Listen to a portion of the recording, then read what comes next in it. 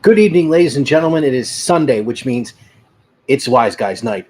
I am one of your hosts. I am the Big Weekend on Sports, Mike Martinez, and welcome to episode. I don't know, Jim. Come on in. Tell me which episode it is again, because I friggin' forgot. 90. 90. We've hit the George Burns episode.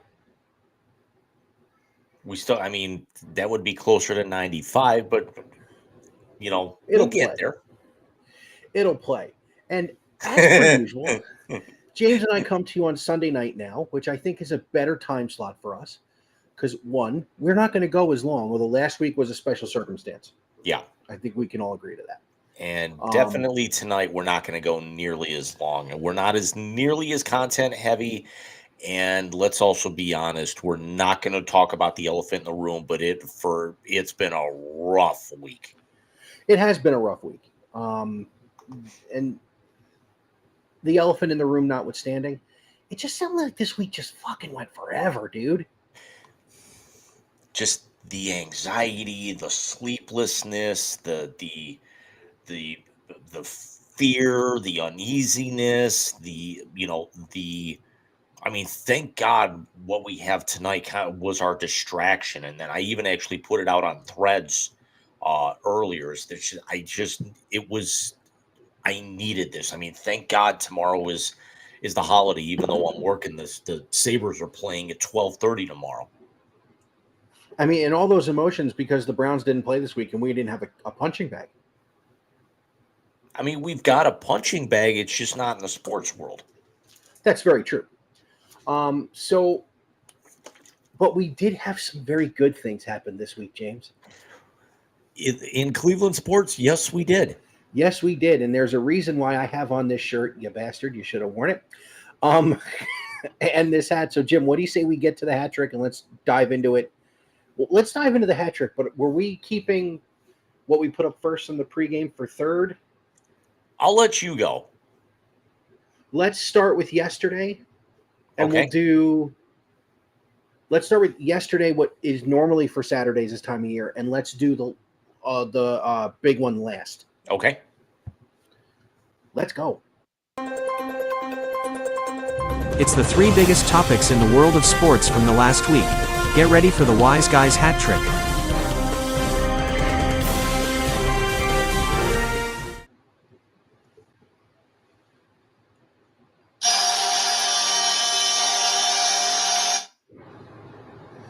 And topic number one tonight is college football's playoff.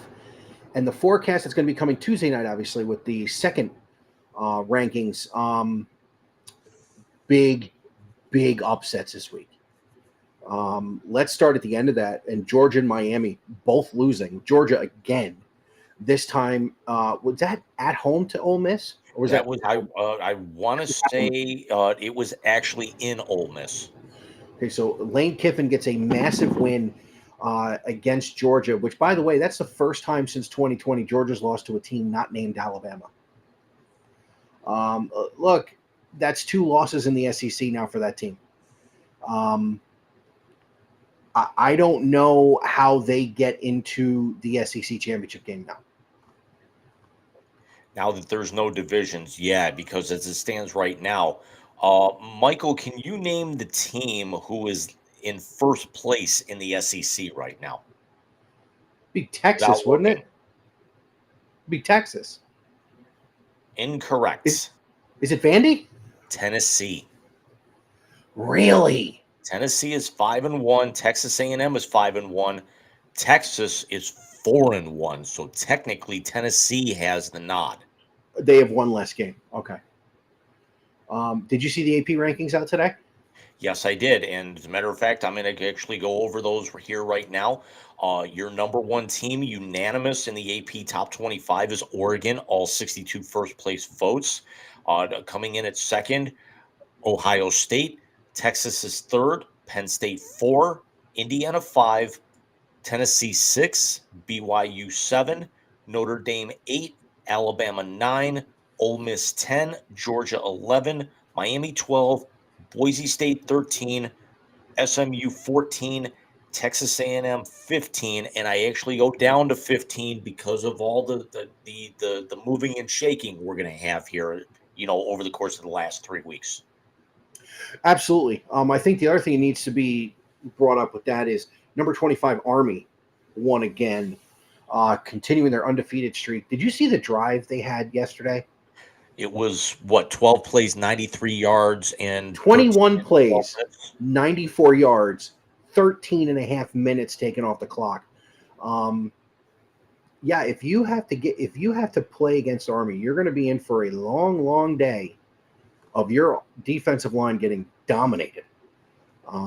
But let's just real quick go over some of the results from yesterday. Of course, Georgia loses that. I actually have the entire scoreboard here. Go ahead. So Georgia loses that big one to Ole Miss yesterday. Let me turn my brightness up here so I can see a little better.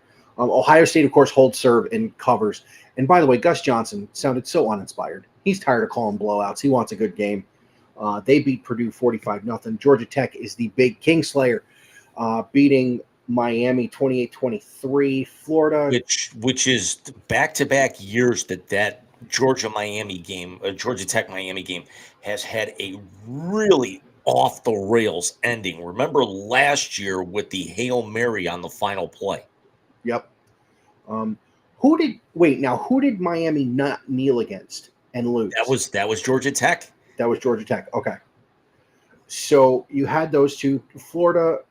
Texas annihilates Florida.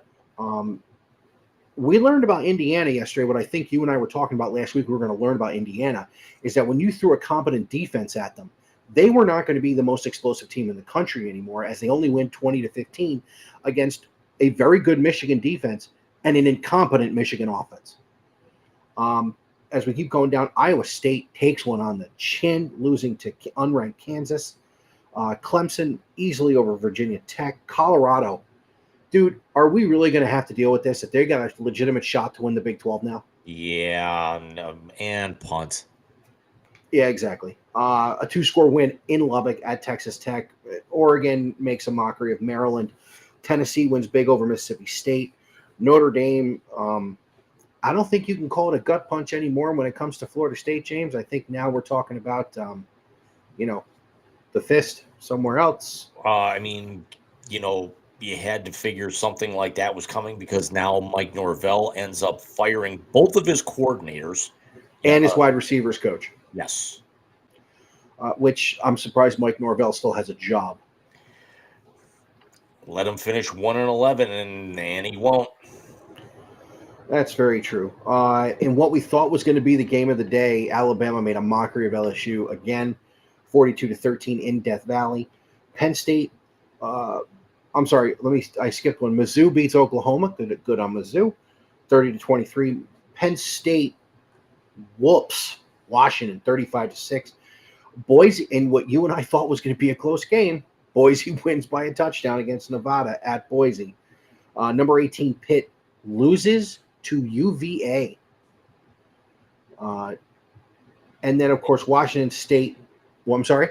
I was just going to say, in a game that they almost got shut out in the second half. I didn't realize that. And then as I'm thinking about it, I looked at the thing that, yeah, that's unreal. I want to save the number 9 game for last because, of course, Washington State takes Utah State to the woodshed, wins by 21. But let's talk about BYU Utah, the game you and I thought was going to be the game of the week, and it was. But there was one other game that you kind of glanced over, even though we talked about it. Michael, the Georgia Ole Miss game. What were those two teams ranked?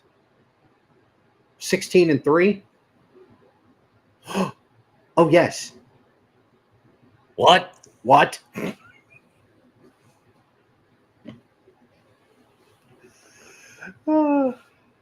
If I had the second one, I'd do the. I'd get yelled. Ole Miss led 16-7 at the half. What? Jackson Dart threw for 199 yards and got his clock clean. What?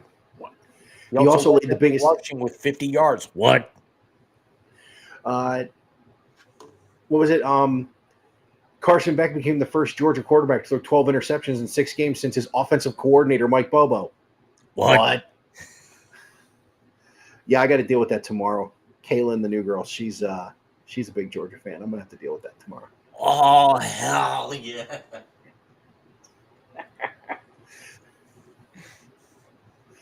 See, Beck's girlfriend had put up a picture of her and him, and it says the QB is a QT. And somebody retweets and goes, "No, the QB is SHIT." Somebody clipped it, showed up in my YouTube timeline on Shorts. It was a wild and out clip with the greatest pickup line ever. It Was it your Wikipedia page says you're 6'6"? No, it was Okay. Man, you're so good about, I mean, all 20 letters of the alphabet can't describe you. And the other guy's just looking at him. It's like, there's 26 letters. Oh, yeah. They actually forgot URAQT. And he's like, that's That's still 25. that's still one short. Oh yeah, you can get the D later. Now I remember that. Again, wonderful to hear. Let's talk about BYU Utah. And how about the AD of Utah coming out and just going ham on the Big 12 referee officiating crew? I'm going to say this. I have not watched the play yet, but this is an AD who's been there for some time. He was the AD when they lost the Rose Bowl to Ohio State, and I'm only bringing that up because that's how long he's been there. That was 2018 to 20. That was 2019 into 20. No, was it 2021 to 2022? So he's been there at least 5 years. The AD.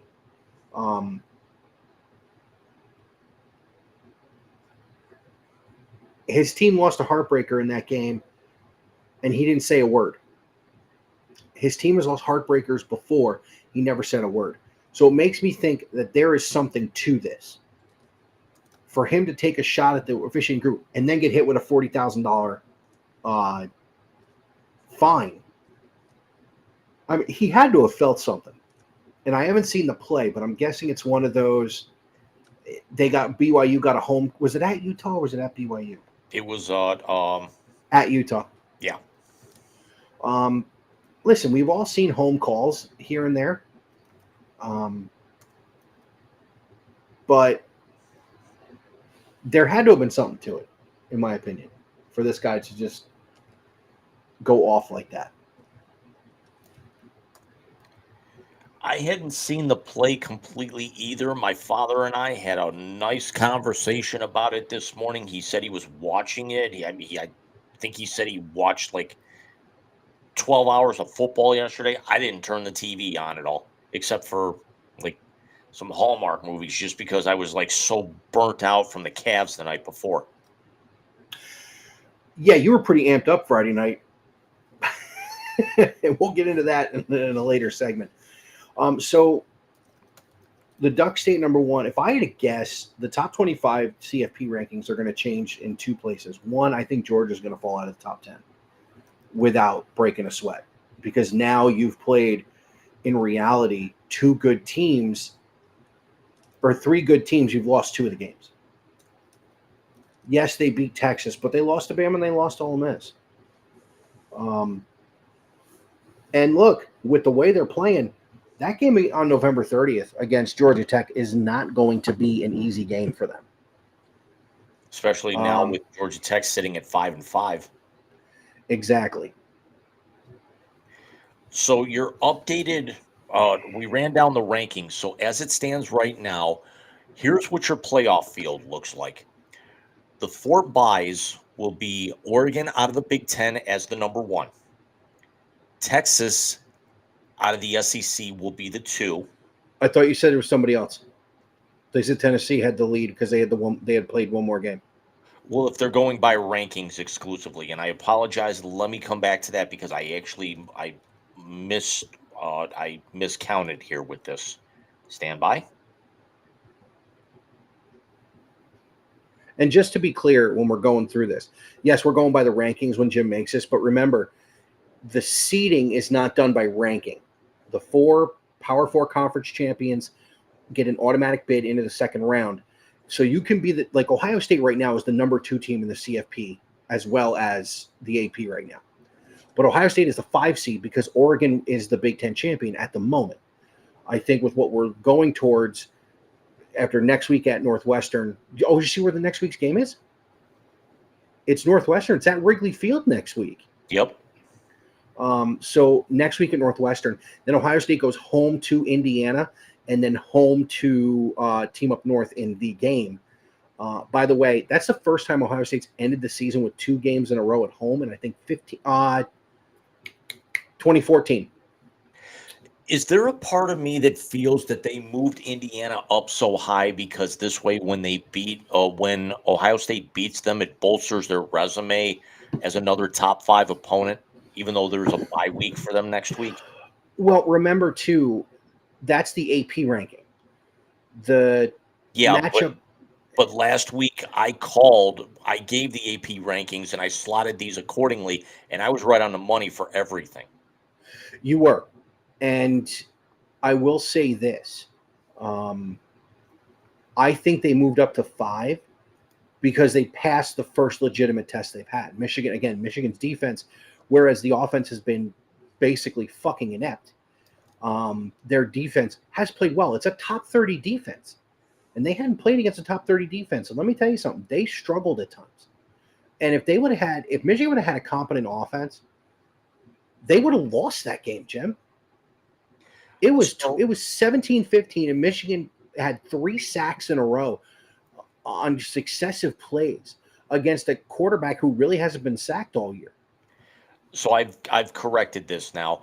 Your 4 bye teams, number 1, Oregon, the unanimous number 1, received all 62 first place AP votes, is your top seed. Texas out of the SEC is your 2 seed. Your 3 seed is number 7 BYU out of the Big 12. Your 4 seed is still Miami, who dipped all the way down to 12th. So basically BYU and Miami flip-flop is it was BYU on the back end of that top 12 that gets in as an automatic. Here's where your first round games come in. Nothing changed last week. Ohio State still at the 2 slip, even though they were 3 last week. They slip down.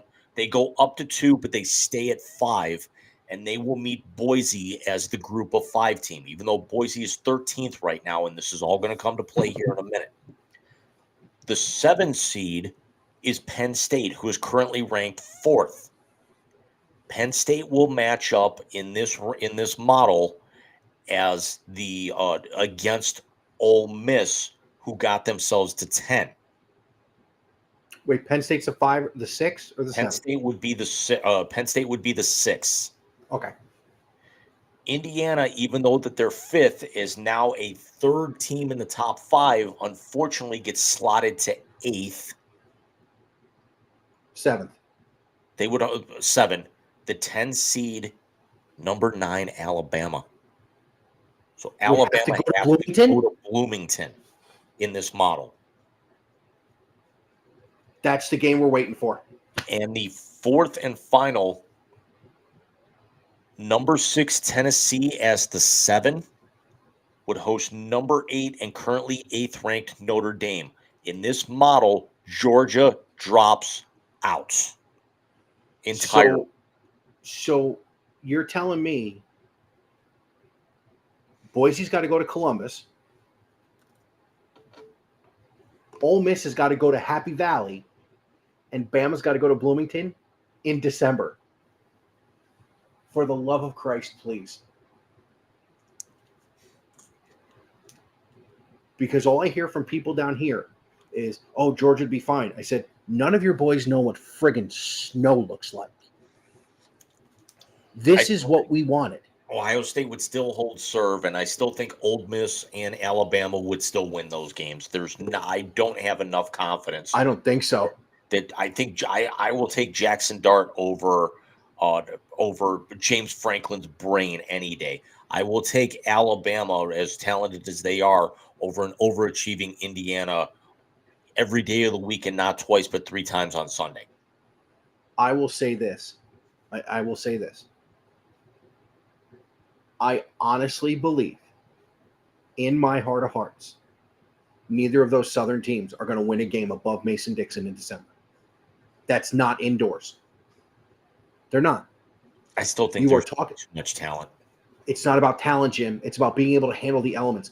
Look at the 1 to 2 year difference in the NFL from players from down south that they have to adjust to playing in late in the year. Tua is a prime example. When he's in the warm weather, he's a different player. He Think played of in the what cold. happens. He's dog shit. Think of what happens. What would occur if Army beats Notre Dame next week? I'm sorry. Notre Dame. It's not Notre Dame certainly would have 2 losses, and they would fall out because they would fall entirely out of that 12. Now, what happens to your group of 5 at this point? Do you still keep Boise in there, or do you actually have Army, who's still undefeated, but we all know is nowhere near the caliber of the teams that are there? Army's got a great running game, but the problem is every single team that's going to be in this tournament is going to have a very good run defense. Here's what I have to say about that. If Army is undefeated and goes, I think they go to South Bend. Yes. Goes to South Bend and beats Notre Dame, they have the better win on their schedule than Boise does. They have a bye week, so their schedule finishes up. Actually, it's in Annapolis. Notre Dame's got to go to Annapolis. That's against Navy then. And then they finish home to UTSA, which is going to be a walkover, and then Army Navy will be a battle. But remember, Army Navy is after the conference championship game, and it's not going to matter.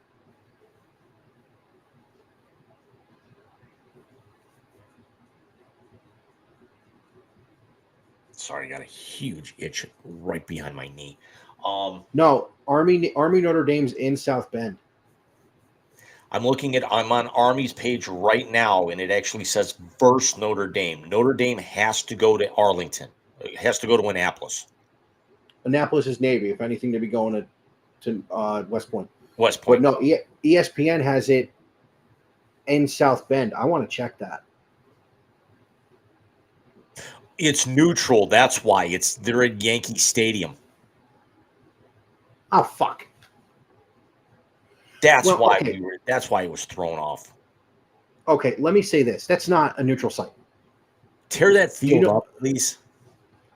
I mean, for Christ's sake, please. But that's not a neutral site, Jim. It's not. It's like Georgia saying they're playing a neutral site game in Atlanta. Because Athens is a lot farther away from Atlanta than West Point is from the Bronx. You actually have to go through West Point to get to the Bronx. So that's not a neutral site game. But that makes sense as to why that is. If Army beats, okay, then we'll go there. If Army beats Notre Dame on a neutral site and then wins out, they got to win the next week and then win the week after that before Army Navy.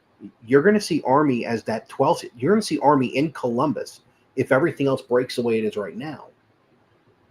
You're going to see Army in Columbus the first weekend of the December 20th or 21st as the probably late day game, and that's where we'd see if Army had a defense that could keep up with a high-powered offense.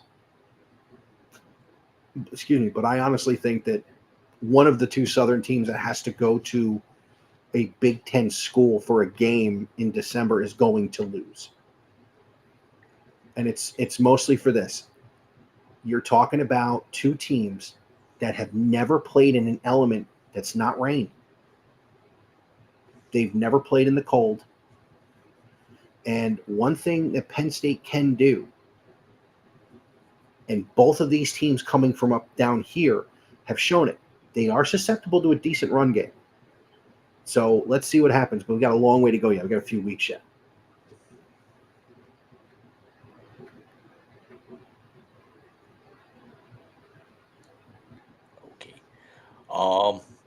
So very, very interesting to see where this is going to line up. Now, our games for Next week, number 15 LSU will go to the Swamp. They're already a 4.5-point favorite. Number 24 Mizzou will go to South Carolina. South Carolina is a 13.5-point favorite already. Number 2 Ohio State will go to Northwestern. They're already a 30.5-point favorite. Texas will travel to Arkansas. Texas is a 16.5-point favorite. Clemson and Pitt will be a ranked matchup as it stands right now. Clemson already an early 10-point favorite. Utah will go to Colorado. Colorado is a 10-point favorite. Mercer and will go to Alabama as Alabama finishes out their non-conference again as the SEC backlogs some of their Power 5 schools, and now this is where they actually have their cupcakes. That game's not even listed for a line. Penn State will go to Purdue as a 28-point favorite. Virginia will travel to Notre Dame. Notre Dame favored by 23.5. Boston College will travel to SMU. SMU will be a 16.5-point favorite. Louisville will go cross country to Stanford and favored by 20.5. Boise State will get their biggest test of the remainder of the season, going to previously 6-1 San Jose State, who's now 6-3. Boise, a 13.5-point favorite. That game's going to be early for them because that's going to be a 4 p.m. local start. It's not going to be something that's going to be kicking off as we're going off the air with what our usual Saturday time slot would have been. Arizona State will travel to Manhattan and face the number 19 Kansas State Wildcats. Kansas State an 8-point favorite. Number 1 Oregon will travel to Wisconsin as a 14.5-point favorite. Tennessee and Georgia will be the big one for next week. Georgia, 9.5-point favorite down in Athens. And then New Mexico State will travel to number 14 Texas A&M. Texas A&M, a 40.5-point favorite. Cincinnati will travel to Iowa State. Iowa State, a 9-point favorite. Washington State. That line's fishy. Especially with Iowa State 4-2 in the Big 12 right now and 7-2 overall. And coming off a ass beating. Number 21 Washington State will travel to New Mexico as a 13.5-point favorite, and then the slate will end with Kansas, fresh off an upset not long ago, traveling to undefeated BYU. BYU only favored by 3.5, despite again Kansas being 3-6.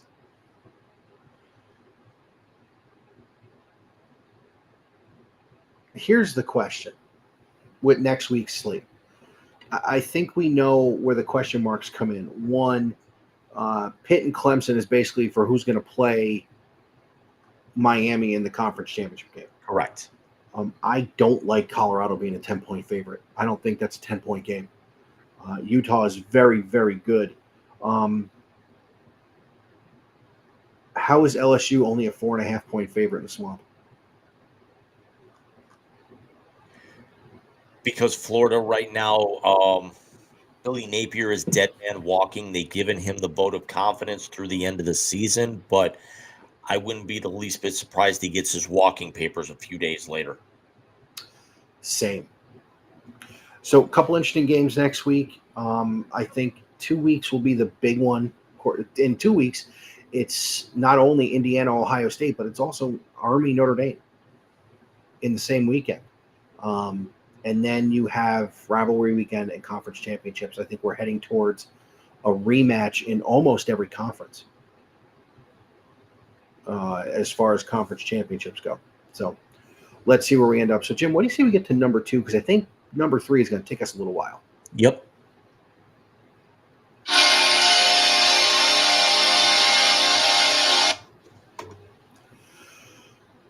We're here.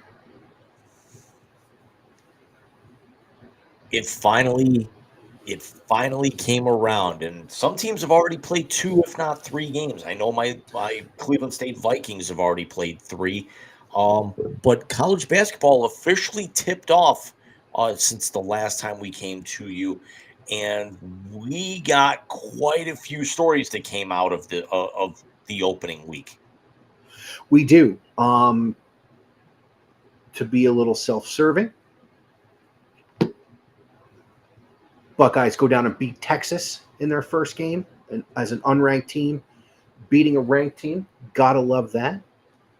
Buckeye hoops under first-year head coach. So let's see how they do moving forward. But let's talk about the scandal thing, Jim. Which one do you want to start with?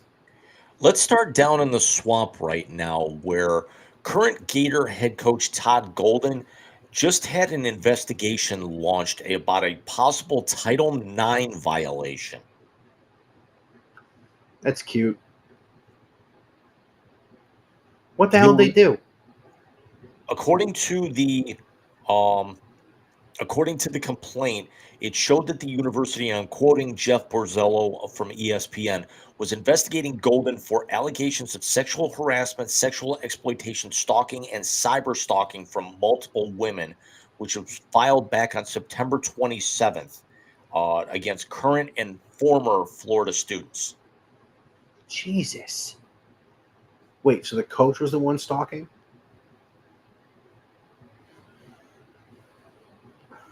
He will remain the head coach for when they play Grambling on Monday night, a university athletic spokesman mentioned. And Golden responds like anybody else would by threatening defamation claims.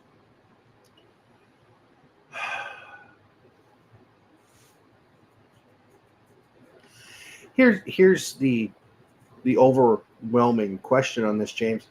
One, nothing ever truly gets deleted off the internet. Backyard wrestling videos notwithstanding. I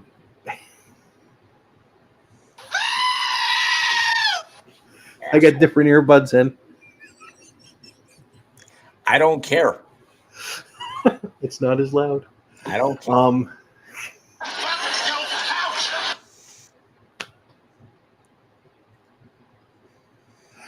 There's an OTR for us, Jim. So nothing's ever deleted off the internet. 2, how'd that work out for Deshaun there, Golden? And 3, you're gone, dude. You're fucking gone. They might have to eat this because Golden was the head coach in San Francisco, and he brought the school to their first tournament in like years, just a couple of years back. And since then Bill Russell was there? What's that? Since Bill Russell was there? It was their first appearance since 1998. Okay. And then he replaced Mike White, and then they gave him a 6-year, $18 million contract, and then signed him to a 2-year extension already. So he's tied to the school until the 2029-2030 season as it stands right now. Yeah, he's tied to the school for that long to get a paycheck for him not work. Well, no, if they fire him for cause, he's done. Correct. I can't even with that shit. You got, what is it with the SEC and this bullshit? I mean, as a Florida, diehard certainly fallen off. I've really not paid much attention to the program since Billy Donovan left. What did we used to call him? Pat Riley Light? Eddie Munster. Eddie, that's right. Now I got the Munsters theme song in my head. On multiple occasions, Golden allegedly took photos of women walking or driving or of their cars in various locations and sent them to the subjects of the photos. He also allegedly showed up to locations where he knew the women would be, according to the complaint. What the fuck? That's stalking. Why? I mean, seriously now. Does everyone go to that state and become Florida man? I mean, what is the problem here? I mean, Gainesville's got a reputation of being a party school and having very attractive, co-eds, both male and female. But it's also one of the top journalism schools in the country. It's a very good science school. I wanted to get in there. I just couldn't afford $13,000 a year when we were in high school. But there's no excuse for that. No, and especially not for nothing. You've had the light shined on Gainesville in not so flattering of a way with the documentary on Netflix. You got the Aaron Hernandez movie, and now you have this. It's come on, ridiculous. And then you got guys in Auburn. I mean, you also figure you would lean towards your basketball program to provide a little bit of stability, even because your football program's going through more head coaches than the Cleveland Browns and the Houston Texans anymore. I don't know if I wouldn't lump the Texans into that anymore. Well, okay, the Carolina Panthers at this point. Better. And I mean, your women's softball team has got a couple of national championships here. Over the last decade, went to the Women's College World Series last year. Are they the ones that lost to Oklahoma in the final? Yeah. Okay. Ironically enough, actually was up 1-0 and leading in the second game, and it all fell apart. That Oklahoma team is nasty. Well, of course, but you would hope that there would be a little bit of stability with the basketball program. I mean, this is actually where Florida, as middle of the road as they've been with football, would maybe start to try. They're not going to really catch a Kentucky or a Texas or an Oklahoma or even a Tennessee, who's a very good basketball school. But he would definitely think that, they'd be able to get some postseason play, whether it be an NIT, a CB. Well, they wouldn't be eligible for a CBB because they don't actually, invite those teams from those power conferences like that. But this is not you're probably going to have, you got a dead man walking lame duck football coach. Now you're going to have a men's basketball coach doing basically the same thing at this point. That's an athletic department with some serious issues. Because I know the gymnastics program is normally near the top of the rankings too. Baseball. Listen, I got two Gators that were on the Mets in this run, and Harrison Bader and Pete Alonso. Baseball's always been good. Softball's always been good. Swimming has always been good. So your lower tier, quote unquote, lower tier sports have been phenomenal, and they're winning. And now the big boys are starting to just be nothing but scandal and garbage. Right. So Florida needs some help. What's the women's program like there? I'm not 100% sure. Let me take a look at that real quick. I want to look off of their record from last year.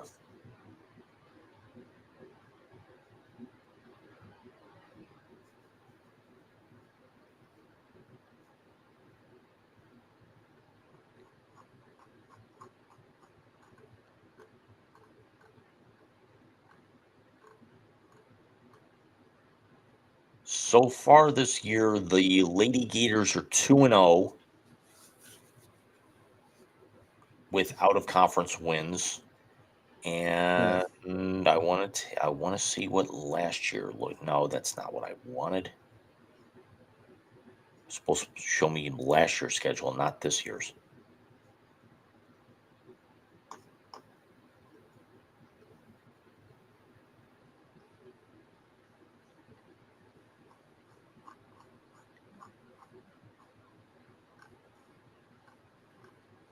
They were 16-16 last year. Yeah, and they were 5-11 in conference, near the bottom of the pack. Yeah, where they won their most was they were 5-1 on neutral sites, 8-6 at home, and 6 games under 500 away. So, yeah, baseball is going to have to carry the school for a while. Baseball, softball, and you're right. When you think of women's gymnastics, you're thinking Florida, you're thinking Livy Dunn and LSU, you're thinking Oklahoma, you're thinking, UCLA, USC, those schools. Speaking of Livy Dunn, did you see her and Paul Skeens were the celebrity pickers yesterday? No.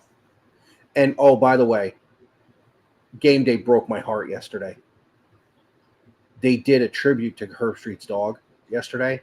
I heard about it, but Dude, Herbie was inconsolable. It was bad. And I don't mean bad like it was like bad TV or anything. He was somebody who's lost a pet recently. Obviously not one of these two idiots. But they're older. The cat we had before Steph and I even got married, when we first moved in together, we got her. We had to put her down a couple days before Christmas 2020, and that was bad, dude. But Herbie, I mean, and usually you see Herbie taking care of Coach Corso really well with all the health stuff Coach Corso's had. Coach Corso was taking care of Herbie yesterday. Not even McAfee could make Herbstreit laugh yesterday, and that's saying something because he laughs at everything McAfee does. Yeah, you got a minute later, look it up. It was very moving. yeah, I don't really plan on doing that because number one, I don't want to have to break, and number two, I'll be that guy. It was a pet on. Oh no, I'm with you, and I get it, and it's just I'm the type that it would be like the WWE doing a 5-minute tribute to Cody Rhodes' dog. if Cody Rhodes' dog was there every week, yeah, I can see that. So let's go to the other scandal in the SEC, and that's Auburn having to turn the plane around. Bruce Pearl having to be the suburban dad in the Lincoln Cruiser. Did I read it right? They got into a fight on the plane. Yep. What the fuck? And then go out and beat Houston. They needed to beat the piss out of each other to come together and beat a ranked team. Not just any ranked team, number 4 team in the country. I mean, Auburn's no slouch. Auburn's number 11. I mean, they're definitely going to – they'll certainly be in the top 8 when the new polls come out tomorrow night. Absolutely. Absolutely. And that game – and going back to what I mentioned when we first started, the Ohio State-Texas game, Ohio State dominated that game for a very good chunk of it.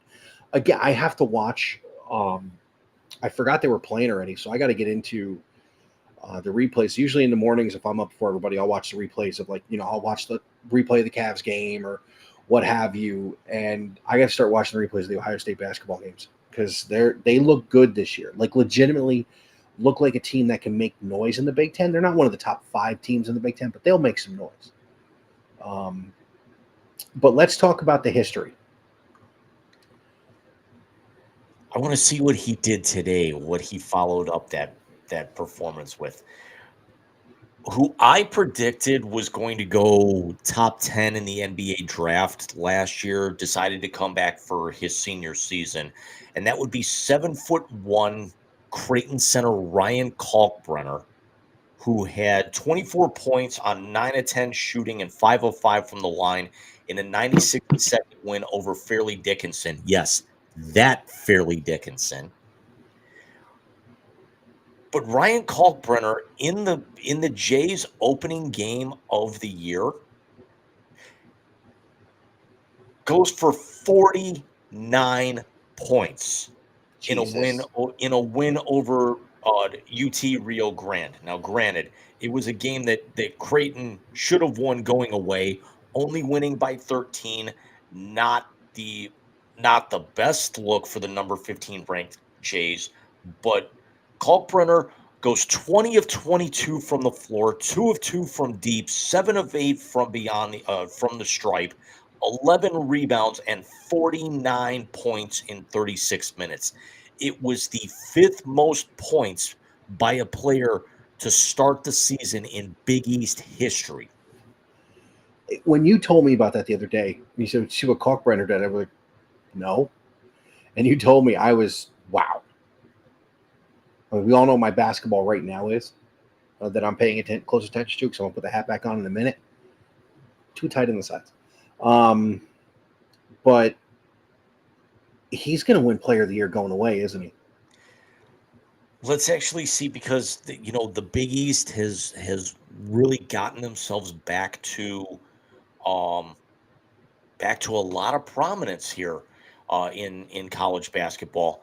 Uh, you know, there it's Creighton getting, in the Big East, and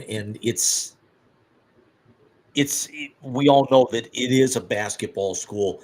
It's certainly like the Catholic Conference. Some people refer to it as, with your DePauls and your Providence and your St. John's and your Villanova.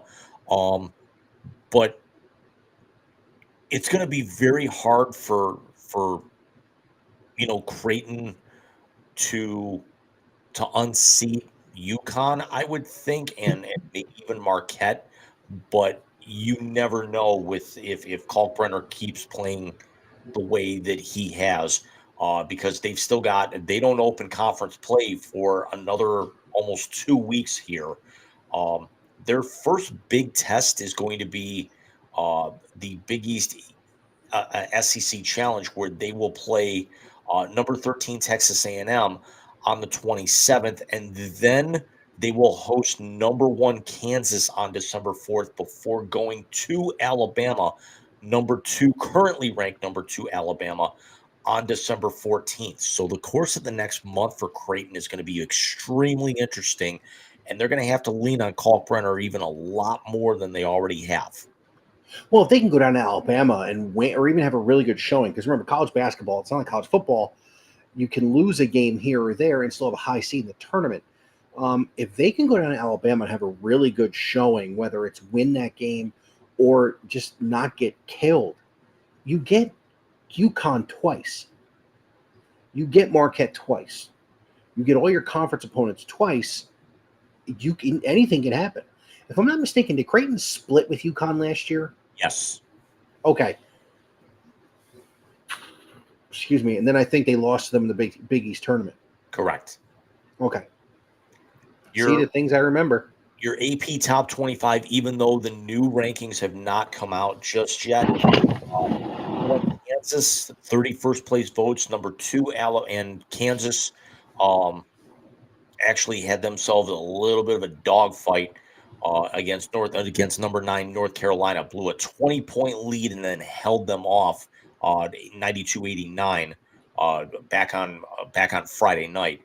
But number 2 Alabama, 14 first place votes, just literally 21 votes behind Kansas for the top spot in the country. Number 3 and 2-time defending champion UConn gets 11 first place votes in the preseason poll. Number 4 Houston gets 4 first place votes. They will certainly fall out of that spot. Number 5 is Iowa State. Number 6 Gonzaga got a first place vote. Number 7 Duke. Number 8 Baylor. Number 9 North Carolina, and number 10 Arizona round out your top 10. And that kid from Maine, the one that's going to Duke, apparently has been going off the first couple games too. Correct. What the hell is his name?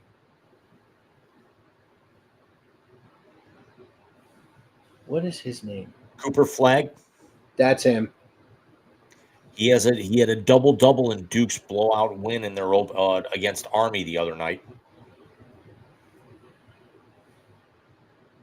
They're still playing Army even though Krzyzewski retired. Wow, that's impressive.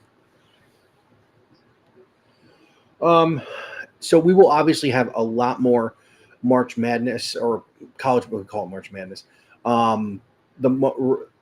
Much more college basketball as it gets deeper into the season. Should we commit now to a bracket episode? Oh, we will certainly do a bracket episode like we did last year. All right, so let's get to the works out perfectly with us going on Sundays. Yes, it does. So what do you say we get to a live react? Oh, we could do that. Jim, let's get to the good stuff. Trying to think of who I want to play for this one. Doesn't matter.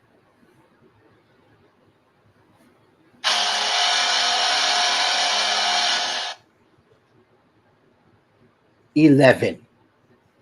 As the Cleveland Cavaliers have the hottest start in the NBA since the 2015-2016 73-9 Golden State Warriors.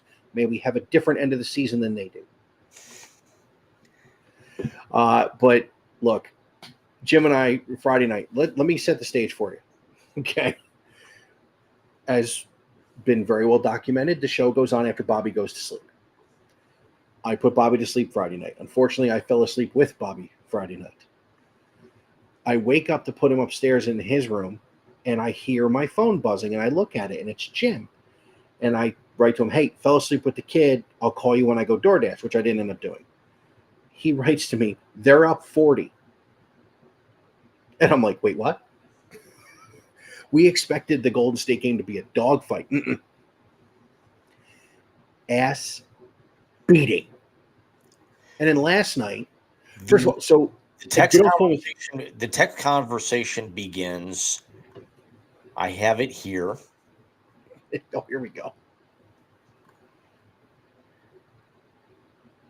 I call him. He texts me back, putting Bobby to sleep. I will call you back. Are you watching this? It's not on TV here. Truth be told, I just woke up. This is great. I reply, up 34. They have them doubled up. They were up at this point 68-34. Mike, fucking sweet. Me. Jerome is in double digits just 6 minutes. In just 6 minutes. Fake Bobby hasn't scored yet and has 3 fouls. Steph only has 5. Not you, Mrs. Rican. We know you're watching.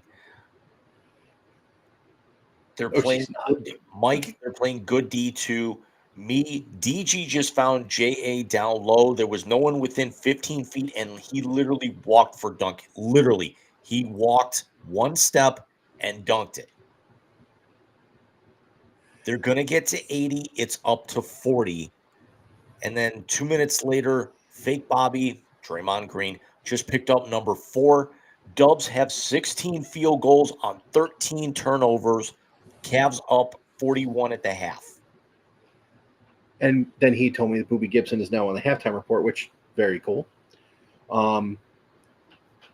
So I didn't go out because I was having issues with my stomach. But my next thing is, the Celtics can't beat Brooklyn, and we're smashing the Dubs. And then I get this wise-ass answer at 9:53 p.m. on Friday night. Held on to only win by 19. That's it. Everyone benched tomorrow against the Nets. Correct. And they almost blew that game anyway. Let me say this. Just going back to Friday quick, and then I'll talk to you about last night. Golden State has not changed in 9 years. If they go down, they will make a run, but they never know how to seal the deal against a team that can play with them. Is it just me, or did the Cavs win all those games in the finals those first couple of years because they got out to a huge lead and then coasted the rest of the way? Yeah, that's kind of what there was part of me, because I was watching it live on Friday night, that they definitely took their foot off the gas, and Kenny Atkinson let them have it in the fourth quarter, because Golden State had actually cut that lead down as low as 17 at one point. Yeah, and then the Cavs went on a quick, I want to say 10-2 run, pushed it back to 25, and just took their foot off the accelerator to where they emptied the entire bench. And I'm talking, Jaron Tyson. I'm talking Sam Merrill. Everybody got in the game. Well, I'll say that Sam Merrill's been playing some decent minutes, as Atkinson is using the entire roster to win games. So let's go to Saturday night in the 11th consecutive win against Brooklyn. Brooklyn's a scrappy team. Brooklyn is because I don't know if you saw, but they didn't trail Boston until they lost on Friday. Both teams coming on the second night of a back-to-back. Brooklyn's not a bad team. They don't have household names outside of Dennis Schroeder, who's not a household name. And Ben Simmons is a joke. But they're a scrappy team. They rebound the ball well. They play very good. They were playing full court press last night. It was on NBA TV, and with having the YouTube sign-in of a friend, I was able to watch a good chunk of it last night. Brooklyn's going to be a problem as the season goes on and they start being able to play very well together. But let's talk about the Cavs and what we're going towards here. Because the next 4 games to get to 15 in a row: Chicago, Bulls. Doubles. I was Bulls. talking to Alex about it today. Hold Bulls. Bears. Doubles. Dedka. Bears. Ditka. Bulls. It's the Bulls. Edge. The Bulls. 1-7 Philadelphia 76ers. Doubles. And then home for the Don't Clippers. say it. Don't say it. I did.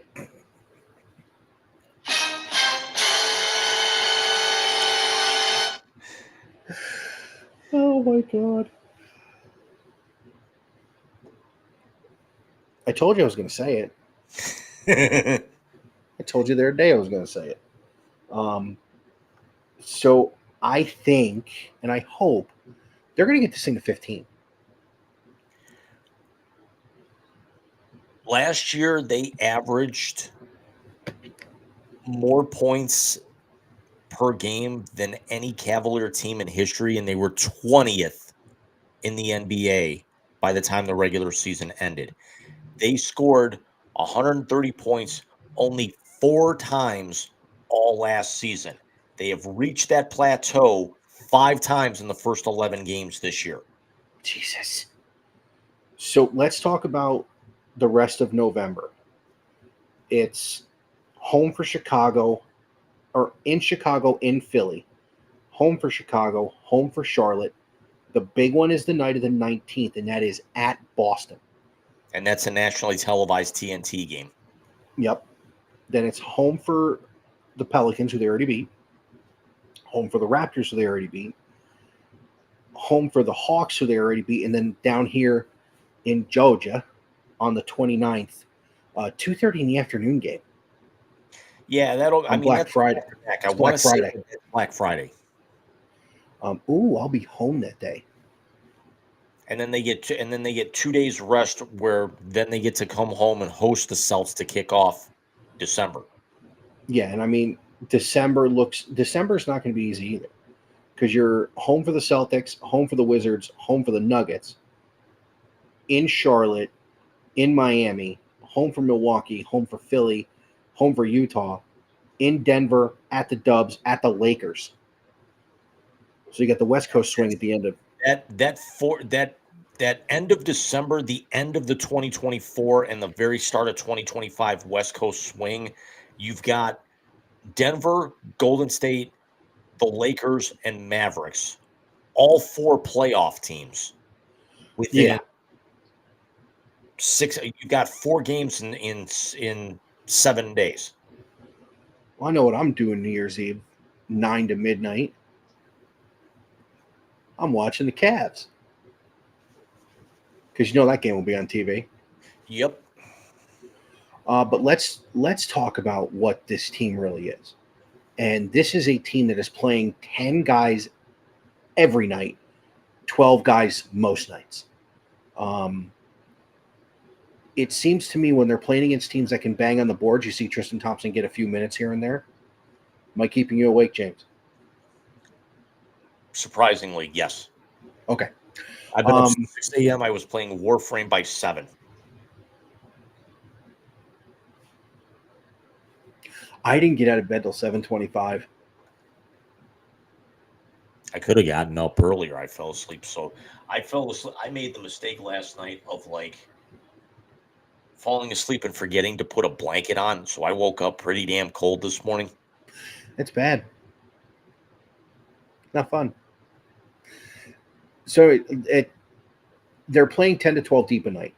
Kenny Atkinson has done the thing that Pickle Rickle did not figure out in his 4 years in Cleveland. That is, you have more than 6 guys on the roster. And holy shit, dudes match up against different dudes differently. I will say this, and not to toot my own horn again, but I fucking told you, giving up on Darius Garland was a bad idea. Giving up on Isaac Okoro was a bad idea. And look who's contributing every night. Darius Garland took over against the Dubs, 39. Donovan Mitchell has not led this team in scoring since Game 7. Evan Mobley did you see how the game ended last night? Yes. With that block. Yep. I mean, they still needed to go 2-for-1, but yeah, I mean that iced it. Agreed.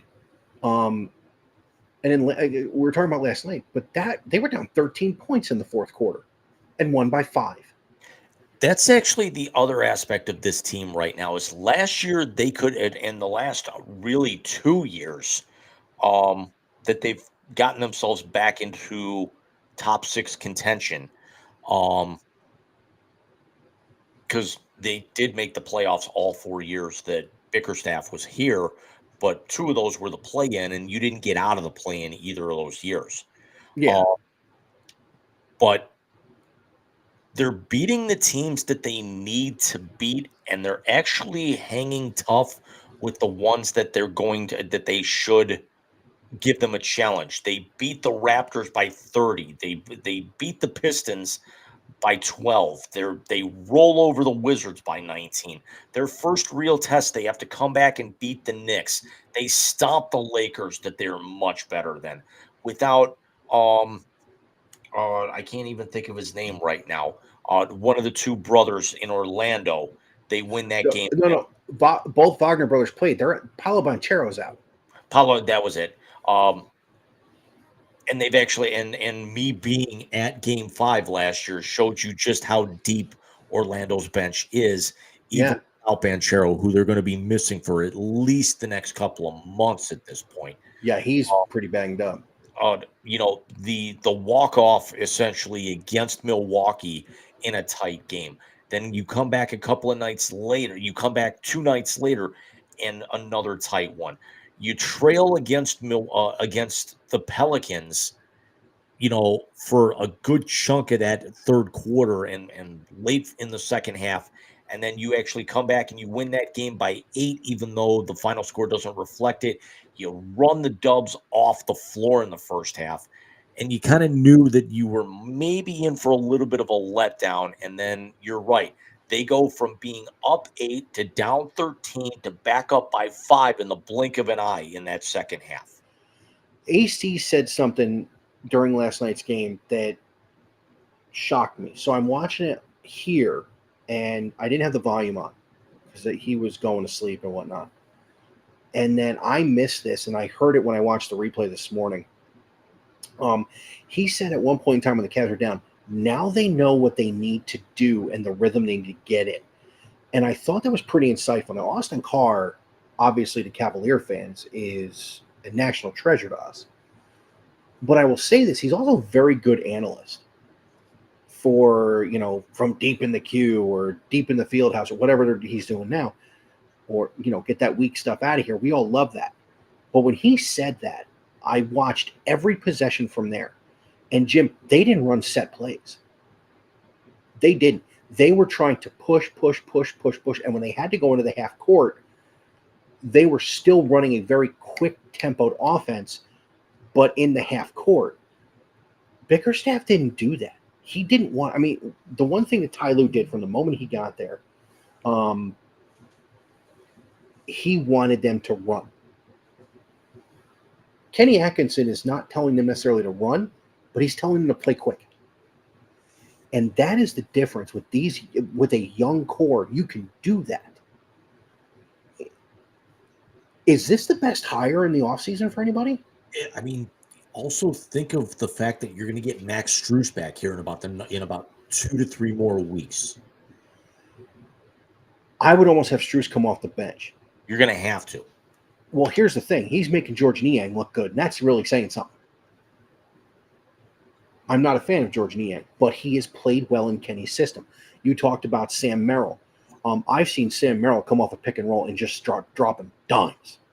According to the injury report, Zach LaVine should be back for the Bulls tomorrow night. Lonzo Ball will be back December 2nd.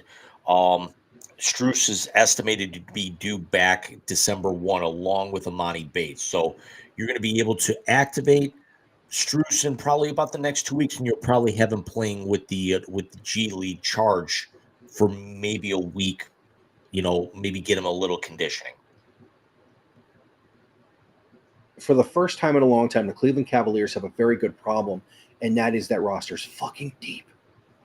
Do you send the rookie to the charge and bring Bates up, or do you give Bates minutes to start I think you're going to have with to the push charge? Bates. I think you're going to have to push Bates down, and then at this point, you're going to have to run Jalen Tyson down to the G League as well.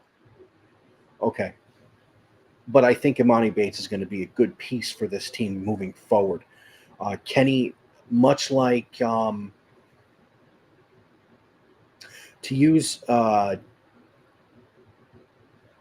simile here, he's running the Cavaliers like a baseball manager who uses his entire 26-man roster. Like, you see everybody's got to contribute one through whatever, and they've done that. Even Tristan Thompson's had some great plays when he's been in there in limited minutes, and we all know Double T's is the veteran presence that they need on the bench to keep them I want to say in line because that's the wrong connotation, but he's the enforcer when he needs to be, and he's also that prime cheerleader. He basically reminds me what James Jones was for those championship runs with LeBron. You mean LeBron James Jones? Yes. Thank you, Mr. President. But think about it. Double J didn't play much in any of those 4 years. But he was always the first one off the bench when you were coming in for a timeout. He was always the guy people leaned on in the locker room. And I got a feeling Tristan Thompson's doing that now. So, and the fact that it's a guy who's got a ring with the Cavaliers is even bigger, in my opinion, because he brings that. He knows what June will be like if they do it again. And right now, I think Boston is susceptible. I think Philly is never going to figure this thing out because of the injury bug that's going to bite them every single time they try and step on the floor. Doc Rivers has poisoned the Milwaukee Bucks. I don't know if you heard, did you hear Giannis went off on Darvin Ham? Yep. This is, and this sounds way too far in the future for this, but I'm saying it now. They can put their stamp on the Eastern Conference if they come out of the month of November with 2 losses. We're not even a dozen games in for really any team in the league, and you're starting to see the separation. And the thing is it's eerily reminiscent of last year, just seeding them differently. Your top 6 in the East, in no particular order: Boston, Indiana, Orlando, New York, Miami, Cleveland, and then your play-ins are Charlotte, Brooklyn, Chicago, Detroit. Chicago and Detroit are the surprise, but and naturally Milwaukee and Philly falling way back behind. But again, the top 6 doesn't really change much. If you go in the West, Phoenix, Golden State, Oklahoma City, Denver, Houston, Memphis. Houston, a bit of a surprise early on. Golden State, a little bit of a surprise early on. But you've got Minnesota, who's on the cusp in the play-in right now. Dallas is down in the play-in. Sacramento hovering right around that 10-11 area, because you've got Minnesota, LA, both LA teams, and Dallas as your play-ins. But again, the names are all the same. It's like college, how college used to be before it got ruined by transfer protocol and NIL. It's the same names, just slot them a little bit differently. Yeah, and I think the bigger surprise in the Western Conference, being brutally honest, is the start Golden State got off to.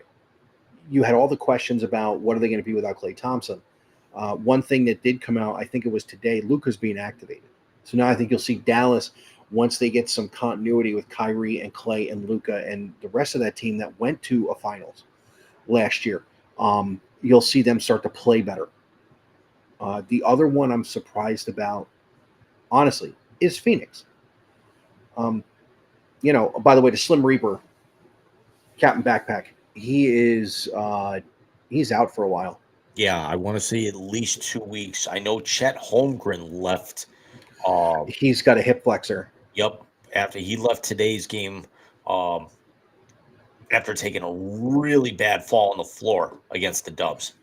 Yeah, and then of course, Ja is week to week with a severe injury. So let's see where Memphis comes out of this thing. We got a long way to go. I just honestly think, Jim, Ja fall on his handgun and bruise his hip? it's very possible. I know there is a hip involved. I don't know if it's a powder burn from him shooting himself in the foot, a la Cheddar Bob in 8 Mile, or if this is falling on said gun like Garth fell on his keys in Wayne's World. I'm not quite sure where the injury actually lived. Ow. I fell on my keys. Would he be I fell on my Glock? If Benjamin were an ice cream flavor, he'd be pralines and dick. dick. By the way, masterful performance by Rob Lowe in that movie. Better performance, Rob Lowe or Ed O'Neill as Glenn? Oh, Ed O'Neill. I recommend the Sugar Pucks. They're excellent. No. The fact that Ed O'Neill took the camera with him and Mike Myers goes, wait, you're supposed to be with me. Only Garth and I get to talk to the camera. Kill a man in battle, you get a medal. Kill him in a heat of passion. It's called murder. Okay. So let's retabulate something. We have gone Spaceballs, Wayne's World, Blazing Saddles. How many more? Airplane, obviously. Which you've seen, but you definitely sprinkle those in. Yeah, no, Airplane. My God, I almost speak jive like Barbara Billingsley. I've seen Airplane so many damn times. When I went to pick you up, I heard the tannoy, did the white zone thing. On my way out the airport, I called my father. I think we've all just said Moneyball on this show. Have we thought what? We've done Moneyball on this show as well. We've also done Major League, both of them. Draft day. You pancake eating motherfucker. We should make a list of movies that we have quoted. I still can't get over that guy is like the lead lieutenant or something on SWAT. Yeah. There was something else he was in that blew my mind. Of course, you watch Moneyball and then you watch Wolf of Wall Street and you're like, that doesn't compute. I'll take your word for that. Jonah Hill went from the character in Moneyball to a coked out stock trader that gets punched in the face by John Bernthal in Wolf of Wall Street. Yeah, you won't see me watching that because the only two DiCaprio movies I ever liked were The Quick and the Dead, and it certainly wasn't because of him. No. And Titanic, because I love me some Kate Winslet, and he died. I actually lobbied for Billy Zane to shoot him in the movie theater. Let me see, DiCaprio movies I like. First of all, he'll always be the kid who ruined Growing Pains to me.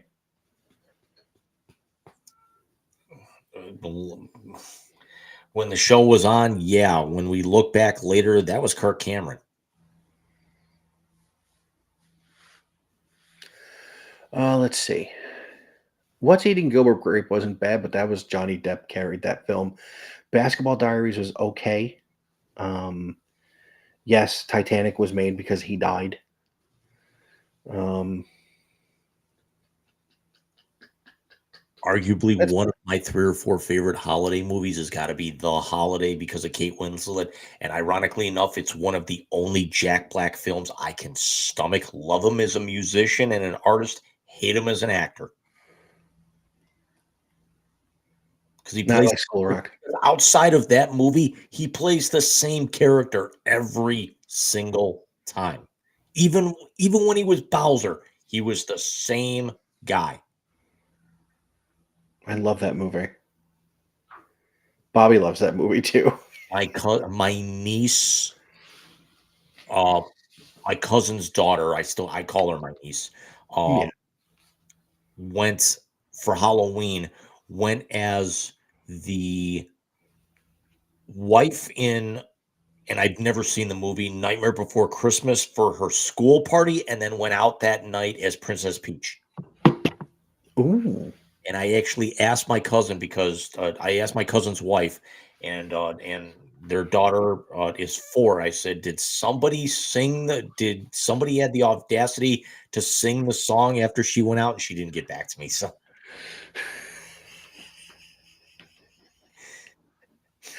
My favorite is a little star that is just like the that needs its meds because it's just bad. that star was all of us earlier this week, though. Yes, it was. So, Jim, we're an hour and 16 in. The second half is not going to take nearly as long. What do you say we take a little halftime, get some refills, and we come back strong and we hit them with a shortened blast and a translator, and we close it up for the night. Yep, because it's gonna be another long week. Yes, it is. But we'll see you in about 7 minutes.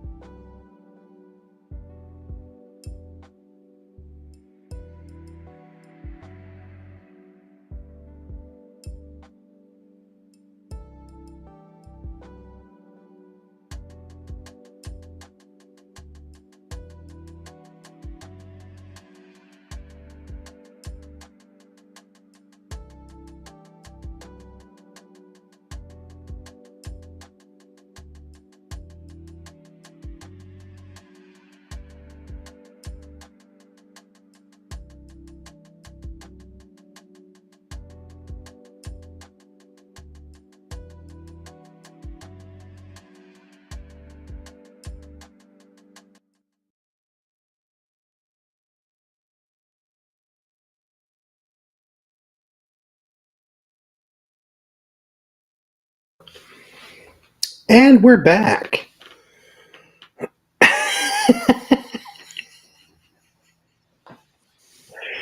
You liked it? I said, let's rock, didn't you? Oh, boy. So, yeah. Let's get to the blast, James.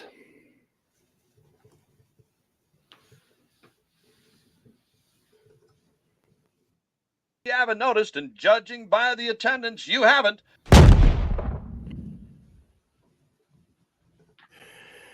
It is good to hear Yuke's voice every week. Albeit for a lousy 3 or 4 seconds, but still counts. Hey, absolutely, it does. Absolutely, it does. So, what do we got in the blast tonight? I know one of the topics. Let's talk about that first. The Jets, and not the New York Jets, but the The team that Winnipeg actually Jets. makes the playoffs. Yeah, 14-1. What a start! 6 in a row after a 4-1 win last night over the Dallas Stars. No team in NHL history has ever started a season this well. We remember Pittsburgh's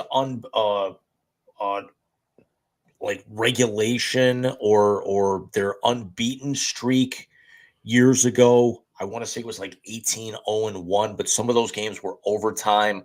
But the Jets 14-1 to start the year and just absolutely rolling right now. They're number one in everyone's um power rankings.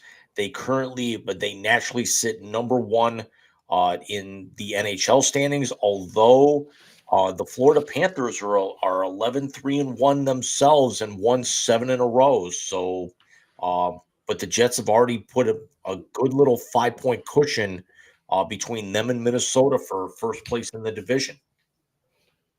I mean, you're the NHL guy, so I will defer to you there, but that's some start, man.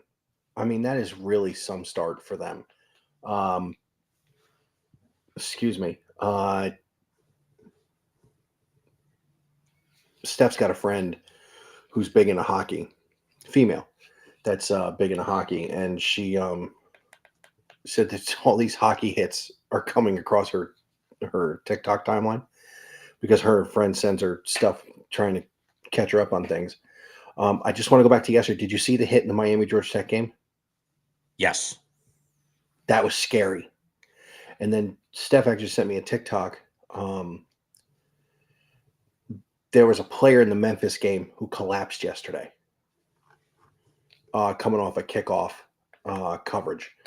So I'm actually going to reach out to Ed and see how he's doing. I'll have an update for you at some point during the week. But yeah, that was scary. We had a couple of scary hits in the NHL in the last few days as well.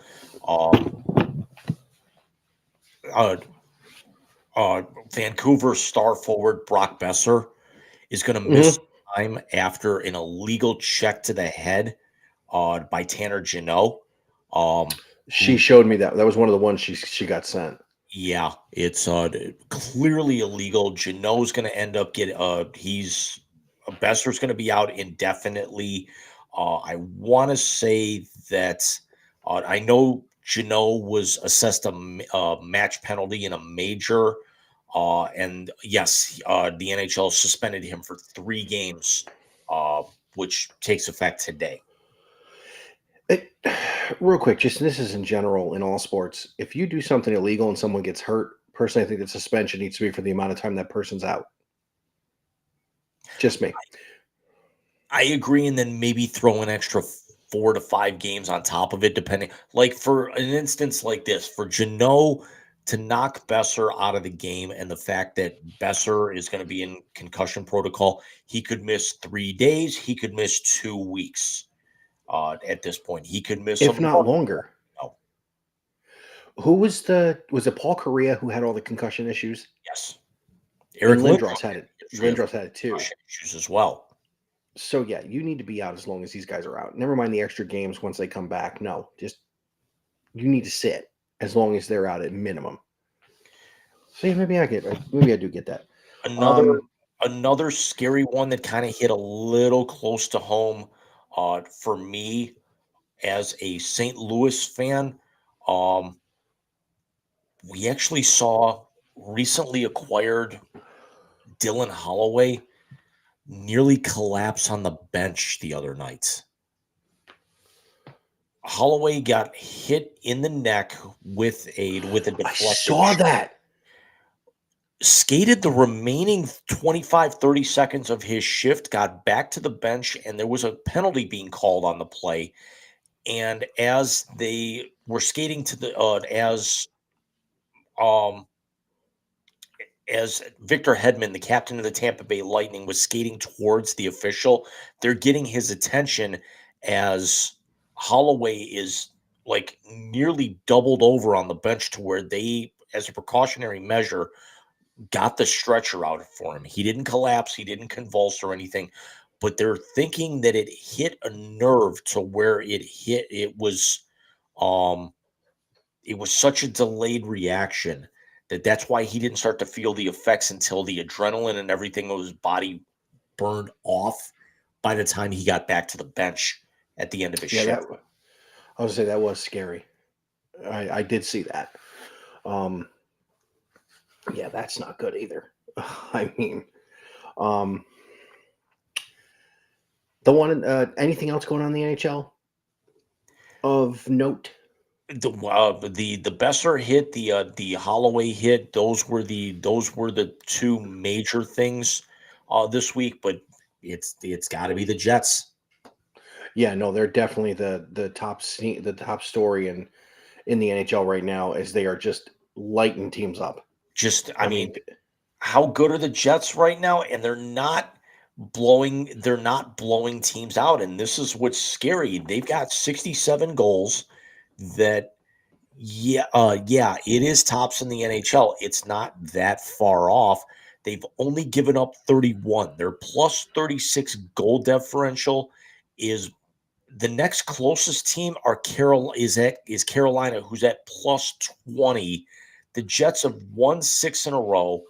And the Jets have the number one power play in the league right now at 41%. Holy shit. The Jets also have the number one goals against per game at 2.07. Why is that? The greatest goaltender on the planet in Connor Hellebuck, who right now has already staked his claim that he wants to go back-to-back for Vezina trophies. Sounds like it. Here's my other question. What's our penalty kill at? 82.4, which is at 12th. Wow. That's This crazy. was a team that hit 110 was at 110 points last year, where everybody and their mother that qualified for the playoffs was over 100 points. They're already at 28 points, and we haven't hit the American Thanksgiving holiday yet. That's insanity. Real quick, just a update from Houston. At the moment is 23-13 Texans over the Lions. Lions just scored a touchdown and are going for 2, and they did not get it. So it was 23-13 with 11:34 left in the third quarter. Don't know why they went for 2 there. I'm guessing Dan Campbell just Dan Campbelled. Right. Jim, let's save the middle one for the end. And then let's talk about congratulations and hats off to Joey Logano for winning his 3rd NASCAR championship. As I mentioned in the pregame that you and I were doing, Jim, Joey Logano started his career driving in what used to be the Busch Series for the City Financial racing team that then became the One Main Financial Racing team, and Elliott Sadler took over when he went up to the big circuit. Jimmy Johnson's got 7? Jimmy's tied with Richard Petty for 7. This is Logano's 3rd. I want to say he's gone back to back, and I watched a majority of that race because I was telling you before we came on tonight, this might have been the most bored I've been on a Sunday in probably years, when you don't want to play video games anymore, when none of your teams are playing, when the Browns are on a bye week. You don't want to have to watch Pittsburgh in Cleveland as your local CBS game. You've already caught up on all Netflix movies that you want to. You've watched all of your Hallmark Christmas movies for the weekend. What do? You put on NASCAR. And Logano had a lot of trouble early on in that race.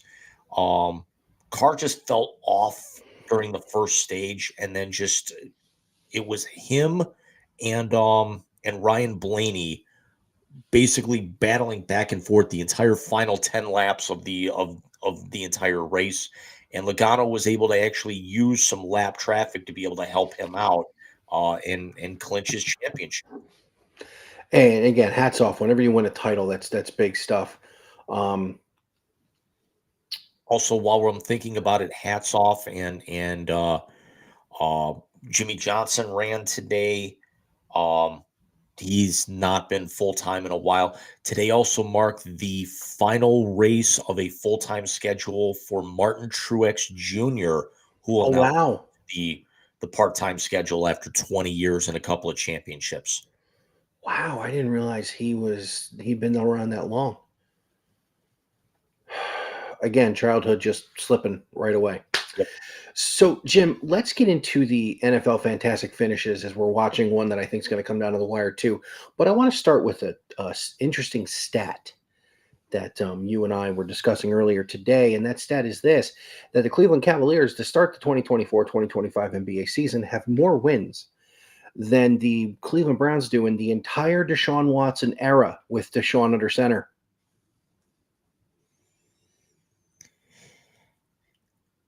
Play the trombone, Jim. Did you hear Andrew Berry's comments a few days ago where he was very non-committal towards Deshaun? You mean his "I'm getting fired" soliloquy? Yeah, I heard it.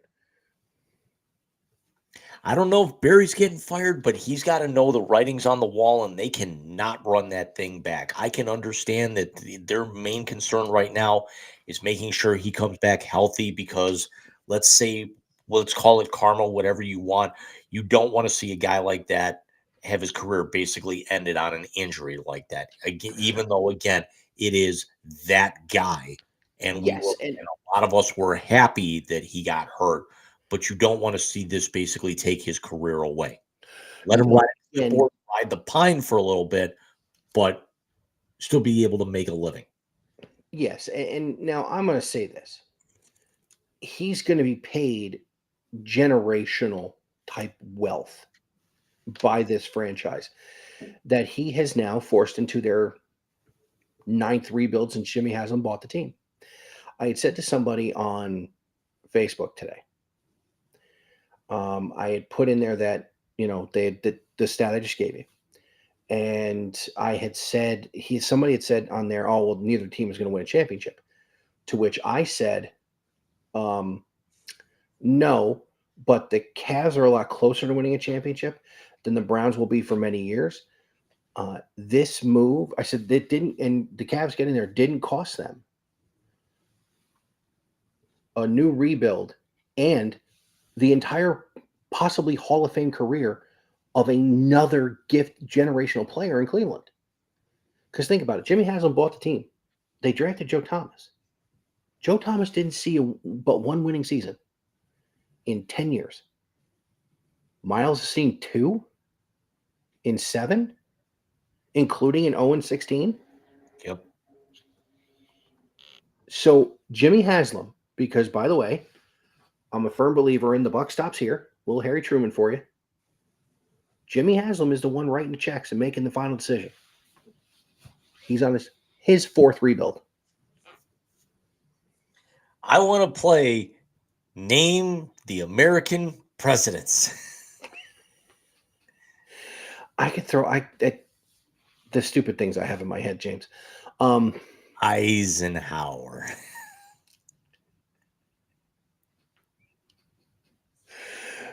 Stop it.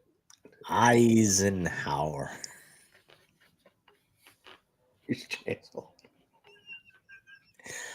But we also saw some fantastic finishes. Some did go the way that we wanted to, some did not. We saw the 49ers walk off against the Bucks. Did you see the 4th down throw Baker made? I did. Today? We saw the Steelers go to 7-2 with a 28-27 win over the Commanders on, I got to be honest, two gorgeous throws from Russell Wilson. One to actually on a, to get them into scoring position, and then the touchdown with about, I want to say 5 or 6 minutes left to base it, which would be the game-winning score. We saw, I mean, the Panthers and Giants, can we leave them over there? The best throw of the game was when Daniel Jones got hit with the sausage. Sausage, Bears, Eisenhower, Bulls. Ditka. But arguably the best game of the day happened at Arrowhead. Dude. The Broncos jumped out to a 14-3 lead. Kansas City goes up 16-14 in the fourth. Denver's got a chance to win it at the gun. Michael, what happened? Denver's offensive line collapsed. And with no time on the clock, the Kansas City Chiefs block a game-winning field goal and get to 9-0. Listen, they're not going 17-0. Someone's going to get them. But what they have done, now let's talk about what the Chiefs have done. Because Patrick Mahomes is playing maybe the worst football of his career. Carmel. He's a guy on the Chiefs. Didn't he have 14 catches the other night? Travis Kelce's having his worst start to a season of his entire career. All I know is there is a Hallmark Christmas movie coming up Black Friday. I saw that. Where both Mama and Papa Kelce are in the movie, and it's centered, and it's actually, and there's scenes that are shot in Arrowhead. Yeah, I've heard about that. But Kelce's playing terrible. Mahomes is not playing anywhere near what he's used to. They had to go out and get DeAndre Hopkins. Kareem Hunt's been their feature back this season, like it's 20-15 again. And they haven't lost. They find ways to win. And that's what championship caliber teams do. Now, if they're playing like this and they're winning games, Jim, I fear for January. Because if they're going to put the hammer down in January, last year was the year to get them. And they won a Super Bowl. And then the year before that, they won a Super Bowl. And if they win this one, do we not call it a three-peat? Is it officially, to quote Andy Reid, the bundle Rooski?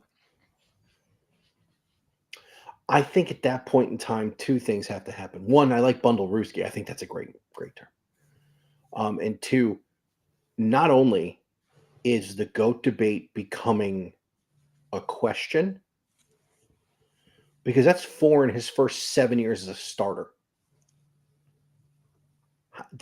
How many did Brady win in his first 7 years? I think he went 3. This is what the conversation is going to be. Well, the difference is how many did Mahomes win that you might have to put an asterisk next to? Not even might. Exactly. But and that's the thing. But Brady never won 3 in a row. He wins 3 in a row. 3 and 4, but yeah, nobody's ever done 3 in a row. The Steelers dynasty of the 70s didn't do it. The 49ers dynasty of the 80s didn't do it. The Cowboys dynasty of the 90s didn't do it. The Pats never did it. The Raiders didn't do it. The Raiders didn't do it when they were good. The Packers never did it. The Packers won the first 2. And let's also be honest. Let's go back even further. The Browns didn't do it. Well, the Browns did it in the AAFC. They won, I think, 4 in a row. The AAFC, yeah, but not the NFL. No, and they won, 2 in the – they won 2 in the NFL? Yes. So So the Steelers never did it. The Bengals never did it. The Ravens are the only team I think that's going to challenge Kansas City. But they already lost to Kansas City in Baltimore. I had to look up that Hallmark movie. The lead actress, her name is Joey King. If the name sounds Does sound familiar. it's her name is Hunter King. If that name sounds familiar, she's Joey King's little sister. Joey King rose to prominence in those Kissing Booth movies on Netflix. That's where I've heard that name before. Okay, fair enough. But if Kansas City's playing like this and winning games, look out. Because when they figure it out and they get some continuity because of the injuries they've had, it's going to get ugly quick. What other good finishes we have to? By the way, in the Steeler-Washington game, did you see how that ended? I didn't. Once Pittsburgh scored, I shut it off. I couldn't stomach it anymore. Russ made him jump. That's how it ended. Hard count, and they jumped. What else went on? It's not a great ending, but it's a great story that the Eagles paced the Cowboys 34-6 in a game where afterwards Jerry Jones had an all-time burner with the press afterwards. Did you hear about this? I didn't hear about. When it comes to Jerry Jones, I don't listen to senile men. Not in my DNA. I will pull the story up. CeeDee Lamb wants the Cowboys to hang curtains at AT&T Stadium to block out the sun because apparently he dropped a wide open touchdown pass because the sun was straight in his face in the end zone. Jesus Christ. I'm guessing Jerry doesn't agree. After quote from Todd Archer from ESPN, after answering questions for a little bit more than 5 minutes, Cowboys owner and general manager Jerry Jones brought up the issue of the sun on his own. Quote, we do know where the damn sun's going to be at our own stadium. He walked down the hall towards the elevators. More questions were asked. Why not put up the curtains? Quote, well, let's just tear the damn stadium down and build another one. Are you kidding me? End quote. Quote, everyone's got the same thing. Every team that comes in here has the same issues. They know where the sun's going to be. Every team has the same thing. End quote. The Cowboys do not practice at AT&T Stadium. The sun is only an issue in late afternoon kickoffs during the fall.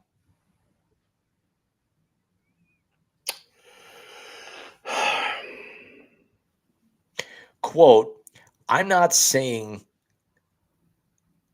the world knows where the sun is. We get to know that almost a year in advance. Someone asked me about the sun, and what about the sun? Where's the moon? End quote. Someone needs to check his meds.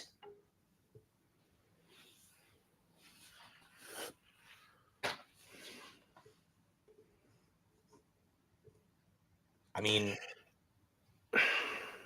they've done it before for Final Fours and concerts and things like that. That's well established. Other dome teams have actually used similar practices. That's one of the advantages of SoFi is because of that scoreboard not being centralized and it being more ring-like. It cuts down on the overglare, from when the sun would actually come through the sight lines. How much money did they just pay CeeDee Lamb? I understand million. He's got to catch the ball. No. That's not where I'm going. You've committed long-term to somebody. You've admitted that the sun is a problem in the stadium at certain points of the year. Both things. It should even caught the ball, probably. But is the sun an issue at times? So you're questioning where the sun is, instead of just throw the fucking curtains up, is it taking seats away? Is it losing you revenue? Is it? Shut the fuck up, Jerry. Shut the fuck up. I mean, curtains and sports go hand in hand. When teams don't draw, they'll they'll tell fans, move down lower and we'll throw curtains up. They do it at professional wrestling. They do it in domes for football games.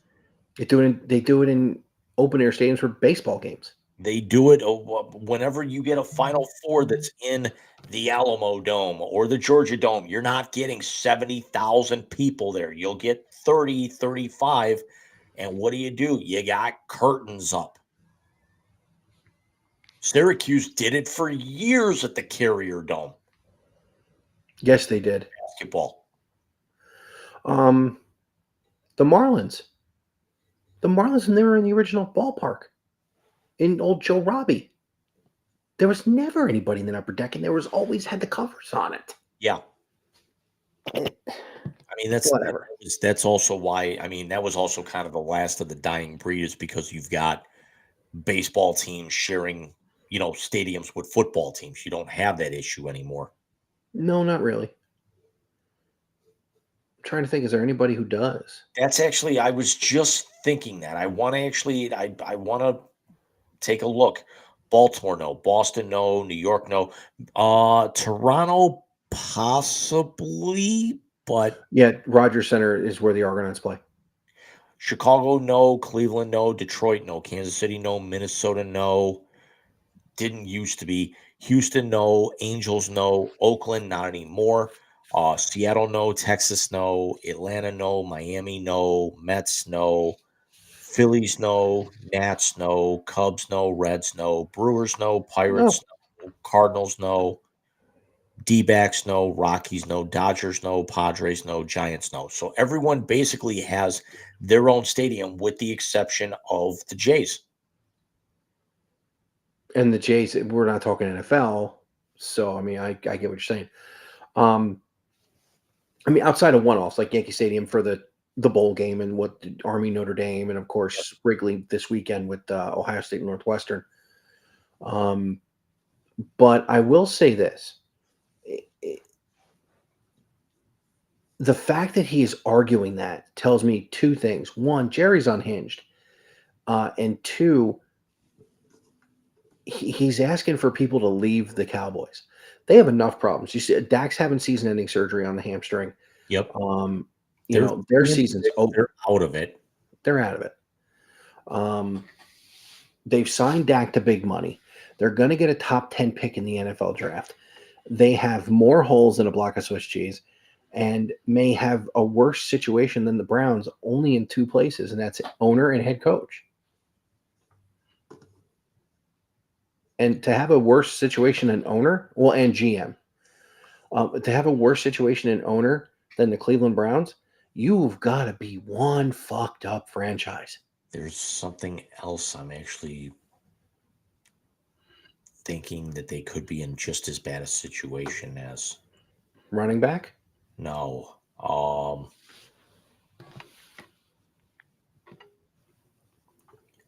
Salary cap. Ooh. Let's see what their cap number looks like. This year, right now they've got $23 million in cap space, but I'm not sure how much of that is getting deferred now. This is also, I don't think, putting in Spot Track is not updated Dak going to LTIR. Okay. And his cap hit is $43 million. So they're in far better shape cap wise than Cleveland is. What does their cap look like for next year? Right now, the Browns are $43 million over the cap for next year. And nobody that can restructure. The Cowboys are 25 under. Yeah. Dallas has a far better future ahead of them than the Browns do. Because, listen, I'm going to say this. Is he flashy? What? The New Orleans Saints are $77 million over the cap next year for a team that's lost 7 in a row. That's dead money. That is a ton of dead money. Oh, by the way, speaking of them, Kamara missed an easy wide open catch today, and someone compared it to Aaron Judge in the World Series. Yeah, the $31 million owed to Marshawn Lattimore, 9.1 to Michael Thomas. They're still paying Jameis 7.3 in dead money. Jesus. Well, that's why non-salary cap sports will always have a leg up. Seriously. James, I believe it to be time.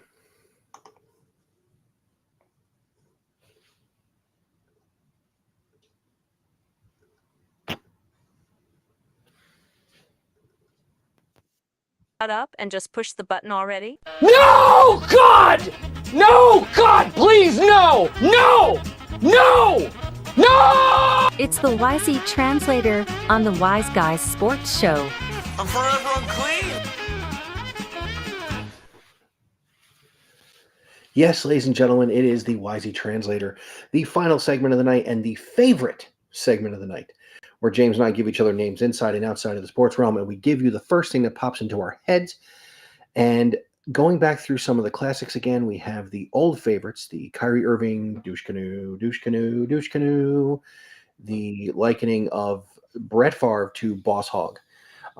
We have had, was it Lauren Boebert called Hot Casey Anthony? We have had Patrick, we love you. We're glad. We're sorry to see that your run on with your show has come to the end, but we can't wait to get you on here before the end of the year, man. Just let us know when you're available, bud. What's going on now? Exactly. So just let us know when you're available, man. And of course, mine and Jim's personal favorite, Alex calling Dwayne Johnson a shitty actor. So is it incumbent upon me to start us tonight, Jim? And I'm going to start with some low-hanging fruit for you, sir. What?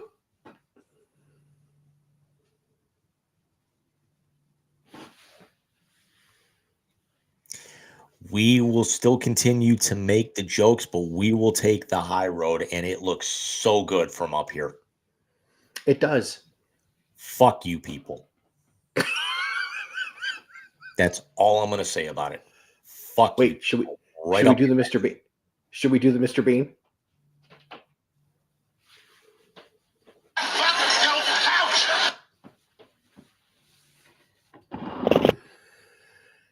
Quite frankly, I'm a worthless fucking fat ass who shits his pants.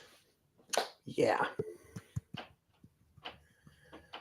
And I find it funny that you did the fuck your couch and then that one, considering what his partner in crime did. So you notice I played them back to back. Good move. So James, as I was saying, your first name in today's YZ Translator is Florida State head coach Mike Norvell.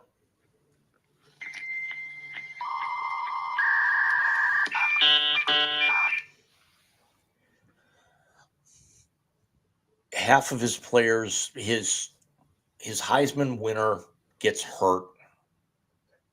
They get shut out. Half the players don't play in the bowl game. They get run off the field. What the hell did you think was going to happen after they lost to Georgia Tech overseas and the wheels just continued to spiral? Did we think it was ever going to get this bad? Hell no. But awful cathartic, don't you think? Yes and no. Yes, because they are an obnoxious fan base. And I'm a Buckeye fan, so that's saying a lot. I would say probably they're certainly in the top 5 of most obnoxious and insufferable fan bases in all of college football. Yes. However, That does not take away from the fact that they were screwed last year. And the screwing they took basically has started this spiral. Because I honestly think if they would have been in the playoff, they could have replaced Jordan Travis without DJ Gungula Gungula, and they'd be better off. Who you got for me? Michael, your first name this evening, he had himself a bit of a heater alone today, although not as nearly as blown up as what we just talked about. Deebo Samuel.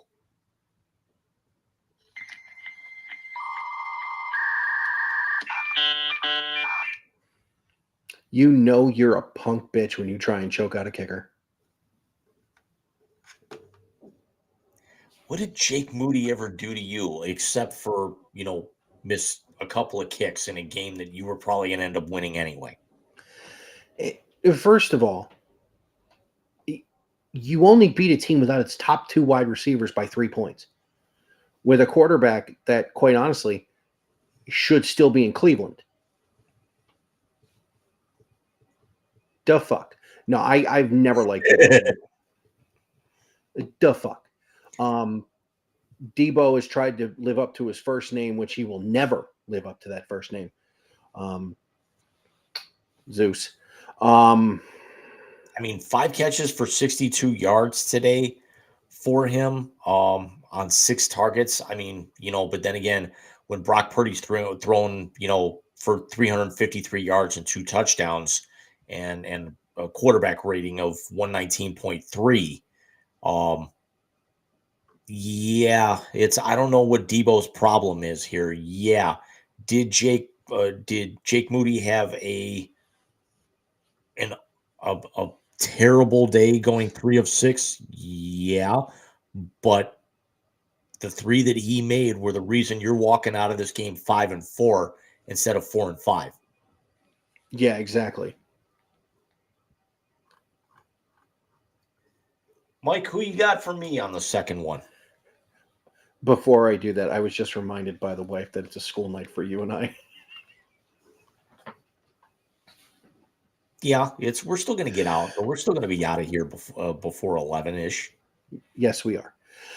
James, your second and final name in tonight's Wisey Translator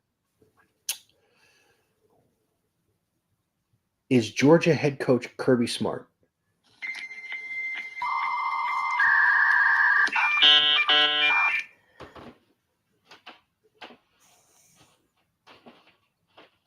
Saban's gone. What's your excuse this year?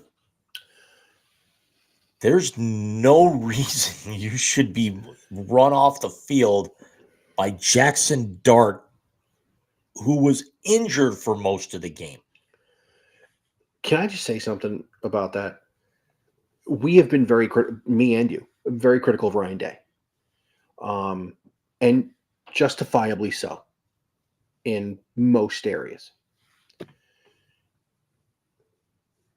Kirby Smart's reverted to not being able to recruit offense again. He had a couple of hits,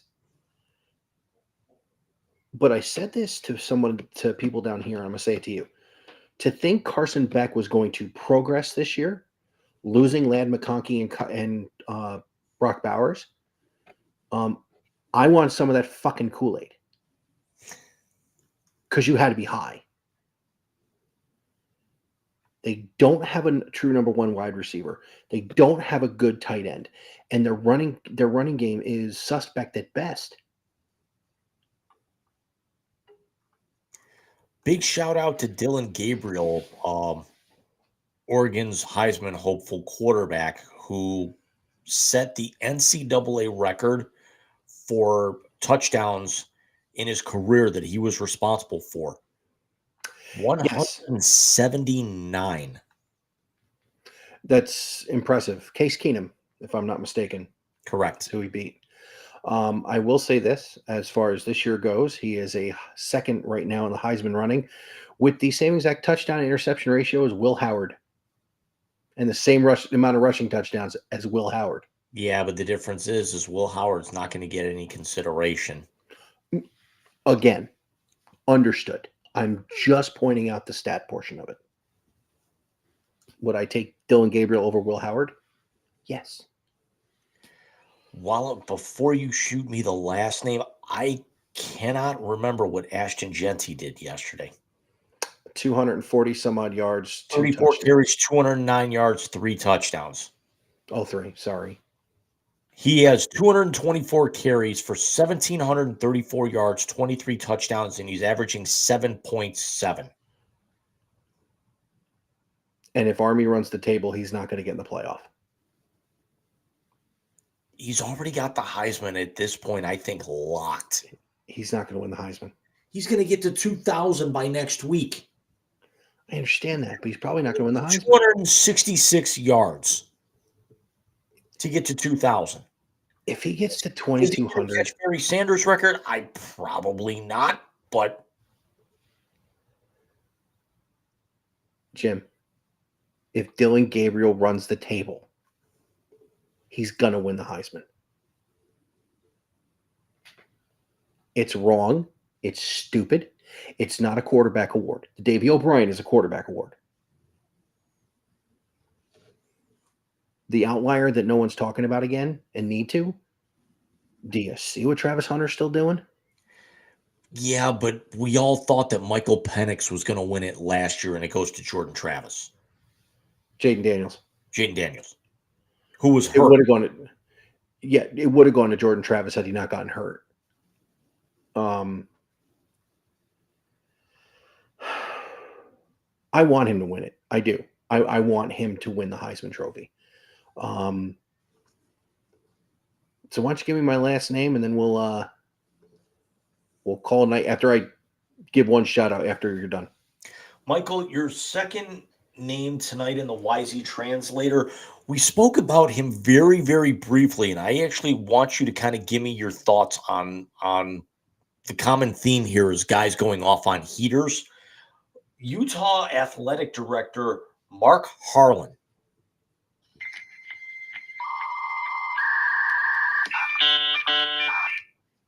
Let me start with the negative. You have a 7th-year quarterback. Shut the fuck up.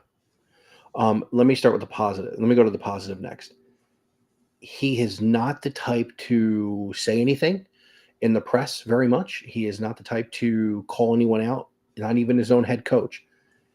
I need to watch the tape, but I am guaranteeing you that this was a bullshit call. But at the end of the day, the bullshit call didn't lead to the touchdown. On it, you still had 4 plays to stop them.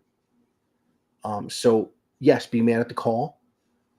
Your defense still had plenty of time to stop that drive from scoring. So, basically, from what I read, they sacked the BYU quarterback inside their own 10 with like 3 minutes left in the game. And that sack was erased by a defensive holding, which apparently looked extremely suspect. But then the quarterback hits a guy for 30, the next play for 15, and you're like, okay, well, you stop one of those plays, game's over. They didn't get it done. Even Kyle Whittingham said, we had plenty of chances after that. We didn't get it done. End of story. But for an AD to come out and say that, it makes me think that there is more to this than just somebody pissed that his team lost a chance to really just knock a team out of the top 4. Because I don't think BYU would have stayed in the top 4 had they lost.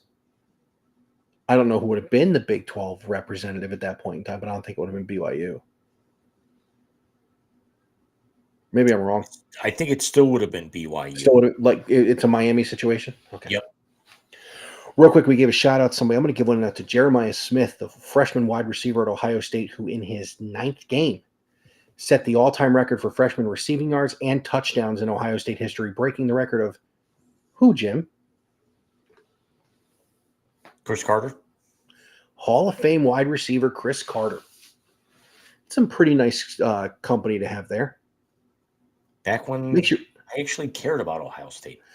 Makes you wonder how his career is going to progress, because if you remember, Marvin Harrison, the most recent first-round draft pick from that stable that Brian Hartline has put together, he didn't catch his first touchdown pass till the Rose Bowl.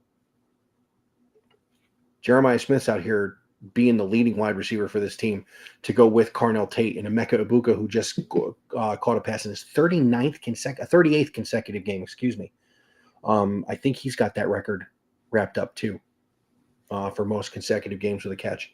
Very quickly from Houston, the Lions have just scored. It is now a 4-point game with the extra point pending. 23-19.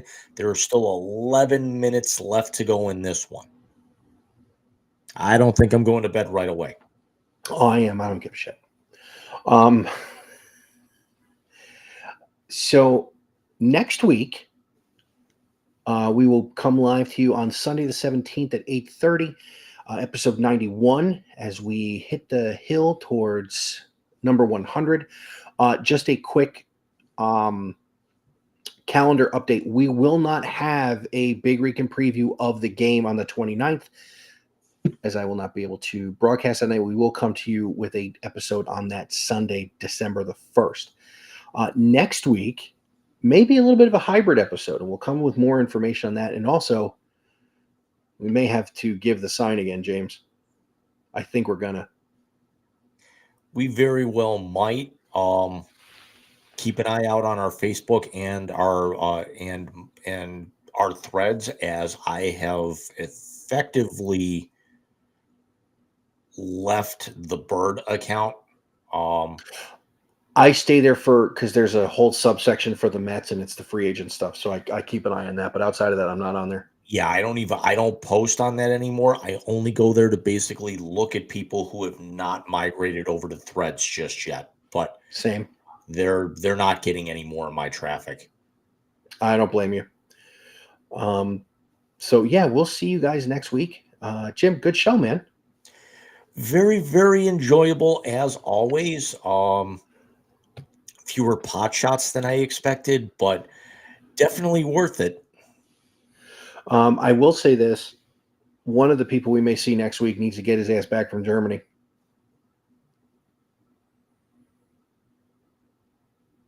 Hey, maybe he's the one who threw the sausage at Daniel Jones.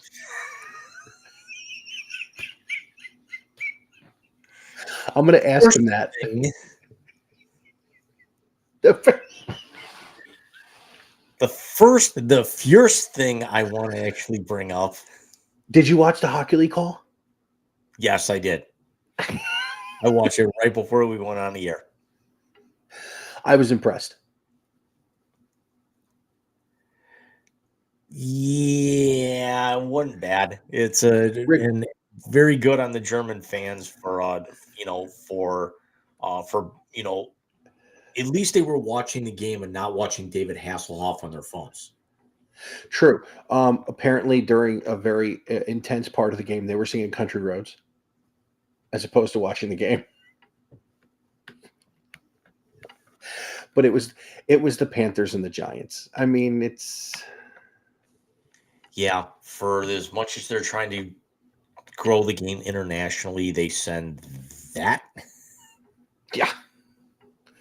Well, they wanted to get the stink off the United States for a couple of days, I guess. On that note, everyone, we will see you guys next week. Everybody take care. Have yourself a great night, great weekend.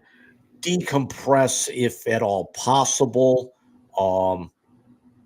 As I put out there, you got to start focusing on the positive. If you enjoyed what happened earlier this week, fuck you. But if you didn't, one day at a time, we'll be here. We do this because we like to do it. It's our release. Find yourself something similar, and we will see you guys next week. Focus on the positive. Good night. Focus on the positive. See you guys.